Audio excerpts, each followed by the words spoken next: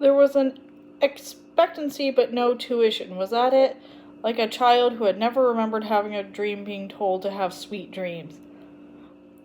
You'd almost call it unrefined, but not in a social sense, more in a sense of nature, having done its full job with Elphaba, not quite having managed to make it enough like herself. Oh, put the damn hat on, really, said Galinda, for whom there was introspection was concerned. Enough was enough. Elphaba obliged. The only thing was lovely roundel bought from the best milliner in Pertha Hills, had orangey swags and a yellow lace net that could be draped to achieve varying degrees of disguise. On the wrong head it would look ghastly, and Galinda expected to have it the bite inside of her lip to keep from laughing. It was kind of super feminine things like in a pantomime more when they pretended to be girls. But Elphaba dropped the whole sugary plate onto her strange pointed head and looked at Galinda again from underneath the broad rim. She seemed like a rare flower, her skin stem white and soft porcelain sheen. That hat had a botanical riot. Oh, Miss Elphaba, said Galinda, you terrible mean thing. You're pretty.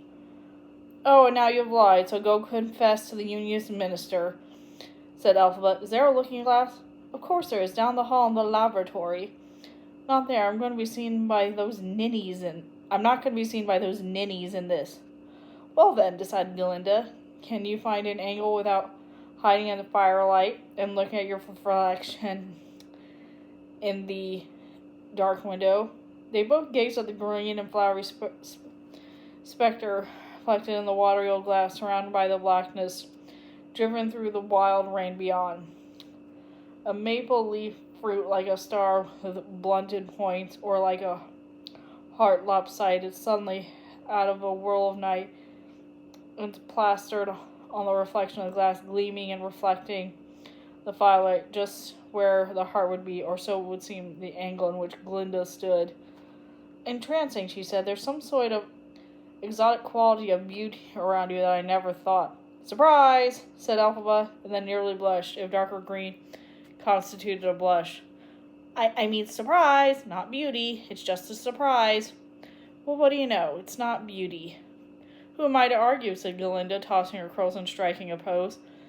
And Elphaba actually laughed at that, and Galinda laughed back, partly horrified as she did so. Elphaba tore the hat off then and returned it to its box, and then picked up the Galinda again, said, So what is a beauty reading anyway? I mean, tell me, why the old sermons? My father is a Unionist minister, said Elphaba. I'm just curious what it's about, that's all. Why don't you just ask him? Elphaba didn't answer. Her face took on a solid, waiting look, like that of an owl just about to go for mouse. So what are they about? Anything interesting? Galinda said. No sense giving up now. There was nothing else to do, and she was too wrought up by the storm to sleep. The one is thinking about good and evil, said Elphaba. Whether they really exist at all. Oh, yawn, said Galinda. Evil exists. I know that. Its name is boredom, and ministers are the guiltiest crew of all. You don't really think that? Galinda didn't often stop to consider whether what she said or not. The whole point of conversation was flow.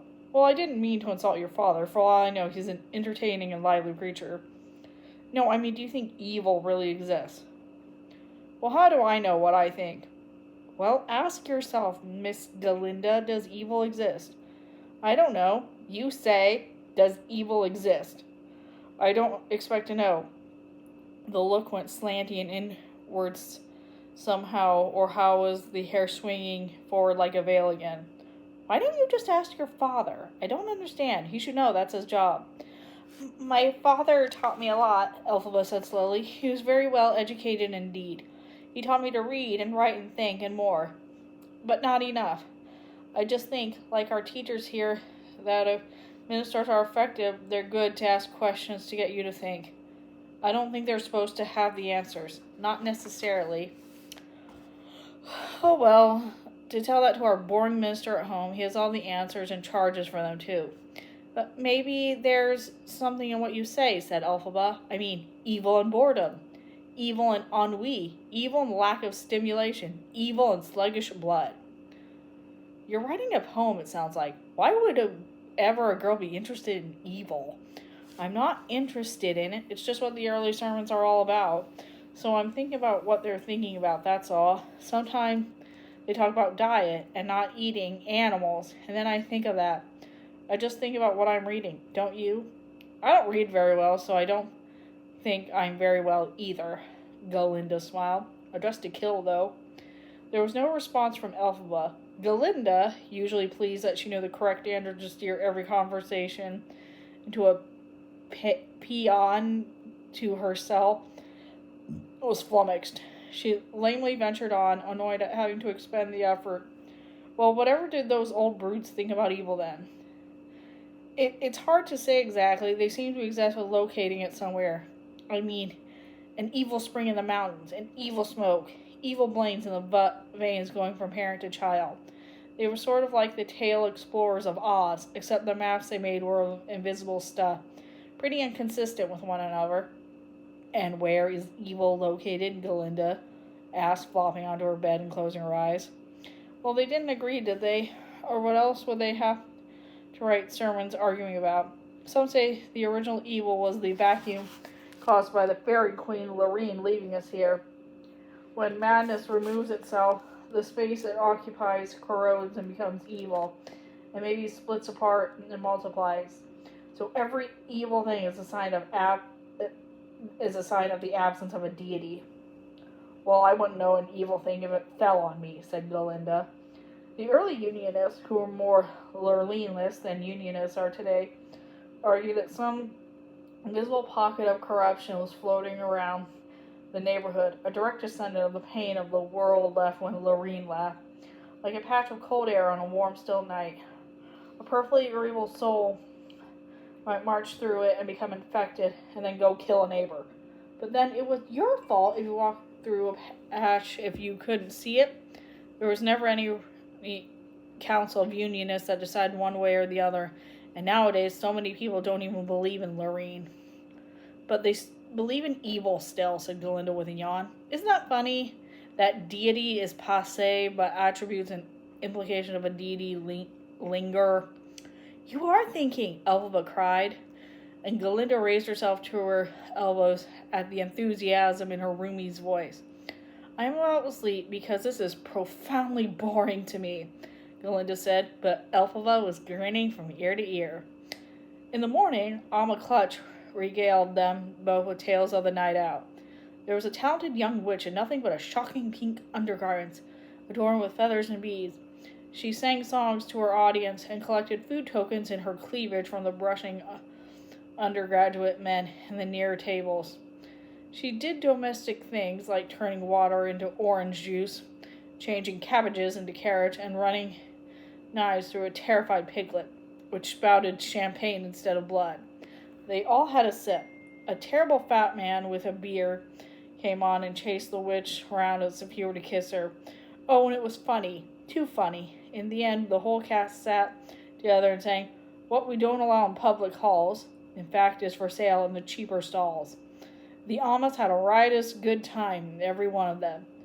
Really, said Galinda sniffily, the pleasure faith is so common. But I see the window broke, said Alma Clutch. I hope it wasn't boys trying to climb in. Are you mad? Said Galinda. In that storm? What storm? Said Alma Clutch. That don't make sense. Last night was as calm as moonlight. Ha, that was some show, said Galinda. You were so caught up in pleasure face you lost your bearings, Alma Clutch. They went down to breakfast together, leaving Elphaba still asleep, or pretending to be asleep maybe. Though, as they walked along the corridor, sun through the broad windows, making racks of light on the cold slate floors. Galinda did wonder about the capriciousness of weather. Was it even possible for a storm to pitch itself against one part of town and overlook another? There was so much about the world she didn't know. She did nothing but chatter about evil, said Galinda to her friends over buttered brisk with plowfoot jelly.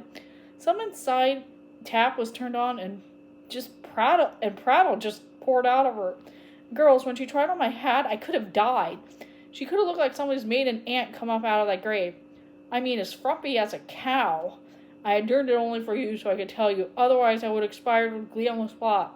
It was so very much. You poor thing, having to be our spy and stand that shame of that grasshopper Roomy, said Fanny devoutly, clasping Galinda's hand. You're too good. And that's the end of that chapter.